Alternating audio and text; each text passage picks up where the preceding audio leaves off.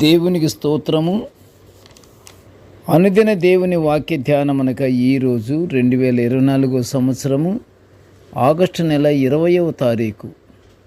ఈరోజు ధ్యాన వాక్యము పరిశుద్ధ గ్రంథము నుండి కీర్తనల గ్రంథము 100వ సంకీర్తన 11వ వచనాన్ని మనము ధ్యానించుకుందాము. ధ్యాన వాక్యాన్ని ఒకసారి చదువుకుందాము. సమస్త దేశములారా యెహోవాకు ఉత్సాహధ్వని చేయుడి. ప్రియులారా, కీర్తనకారుడు దేవుని స్తుతించుటలో చాలా ప్రాధాన్యమిస్తాడు. అన్నిటికంటే ఆయనకి కీర్తనకారుడికి కావలసింది యెహోవా దేవుని యొక్క ఆశ్రయమే, యెహోవా దేవుని యొక్క ప్రేమే.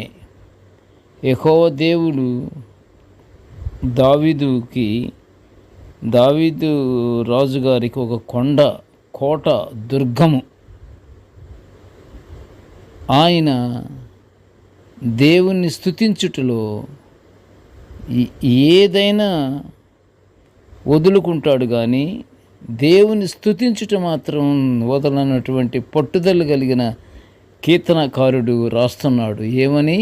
సమస్త దేశములారా యెహోవాకు ఉత్సాహధ్వని చేయుడి, ఉత్సాహధ్వని చేయుడి.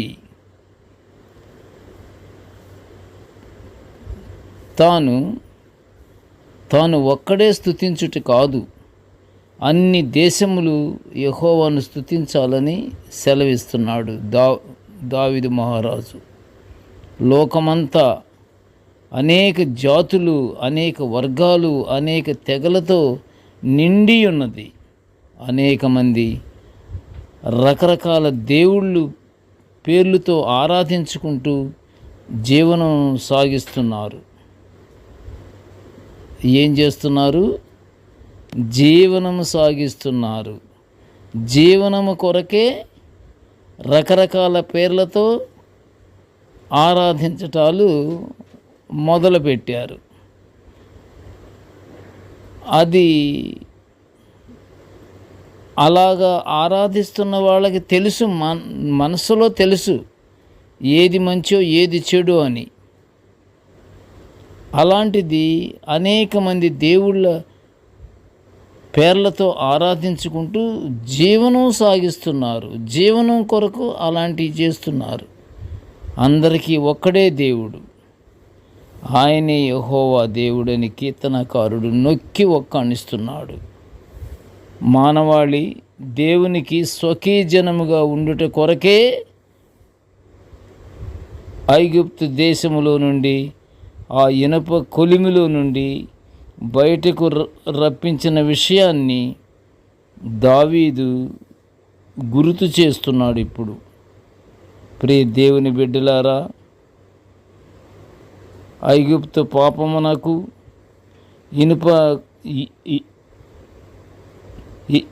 ఇనుప కొలిమి శ్రమలకు సాదృశ్యము.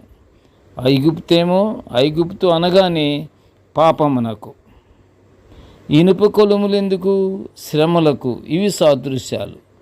సర్వమానవాళి పాపం చేత బంధింపబడి విడిపించుకోలేక మరణం వైపు సాగిపోతున్న సమయంలో దేవుడు తన కుమారుని పంపి మానవాళిని నిత్యము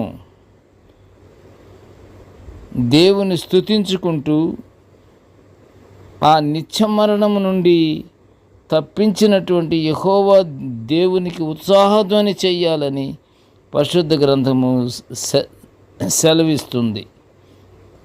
కనుక ఎల్లవేళలు యెహోవా దేవునికి స్తుతులు స్తోత్రములు చెల్లించుకుంటూ సమయం దొరికినప్పుడల్లా దేవునికి ప్రార్థనలు చేసుకుంటూ, ఆ ప్రార్థన కూడా ఎలాంటి ప్రార్థన అంటే అది ఎడతెగక జరిగే ప్రార్థన. అది ప్రార్థన అనేది ఇంత టైం అంటూ ఏముండదు. దేవునికి స్తుతి చెల్లిస్తుండాల్సిందే, కృతజ్ఞతాస్తుతులు చెల్లించాలి. మనకి నిత్యము ఏదో ఒకటి లోకరీత్యా మన యొక్క పనుల రీత్యా అనేక బాధలు పొందుకుంటూ మనము క్షేమంగానే ఉంటున్నాము. అందుకే మనం ఎల్లవేళలా యెహోవా దేవునికి స్తుతులు స్తోత్రాలు మనము చెల్లించాలి. ప్రియ దేవుని బిడ్డలారా, మనము ఎల్లప్పుడూ అపవాదికి చోటివ్వకుండా, అపవాది ప్రవేశించుటకు వీలు కలిగించకుండా మనం నిత్యము యెహోవా దేవుని స్తుతి స్తుతి స్తుతి స్తుతి పరిశుద్ధుడా పరిశుద్ధుడా పరిశుద్ధుడా పరిశుద్ధుడా అనుకుంటూ కానీ మనము చేస్తే సాతానుడు మన దగ్గరికి రాలేడు. మనము ఎల్లవేళలా ప్రభువును ఆరాధించుకుంటూ పరలోకాశీర్వాదాలు పొందుకోవాలి. పరలోకాశీర్వాదాలు పొందుకోవాలంటే దేవుని యొక్క ఆజ్ఞలను, దేవుని యొక్క కట్టడలను తూచ తప్పకుండా ఆచరిస్తూ మనము ఎల్లవేళలా నిత్య ప్రార్థనలతో దేవుని మహిమపరచుకుందాము. ప్రార్థన చేసుకుందాము. కృపగల తండ్రి, జీవముగల నాయన, నీ పాదములకు స్తోత్రములు.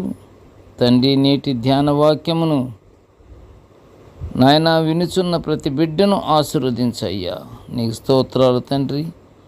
మేము నిత్యము తండ్రి ఉత్సాహధ్వనితో తండ్రి నిన్ను స్తుతించుకునే భాగ్యాన్ని మాకు అనుగ్రహించమనియు ప్రభువా, మేము నిత్యం మరణము నుండి తప్పించుకున్నట్టుకు తండ్రి నీవు చేసినటువంటి దివ్య కార్యాన్ని బట్టి దేవా నీకు స్తోత్రాలు తండ్రి. ప్రభువా, మేము ఎల్లప్పుడూ తండ్రి ఉత్సాహధ్వని చేసుకుంటూ నిన్ను స్తుతించుకుంటూ దేవా మా యొక్క అవసరతలు ఏమిటో తండ్రి నీకు తెలుసు కాబట్టి తండ్రి ప్రతి విషయంలోనూ తండ్రి నీ యొక్క దివ్యమైనటువంటి అవసరతలు మాకు అందించి నీకు బిడ్డలముగా మేము ఉండులాగా ఆశీర్వదించమని తండ్రి ఈ మనవులన్నీ యేసయ్య పుణ్యనామమున వినయముగా వేడుకొంచుంటున్నాము తండ్రి. ఆమెన్. దేవుడు మనల్నందరినీ బహుగా దీవించుగాక. ఆమెన్.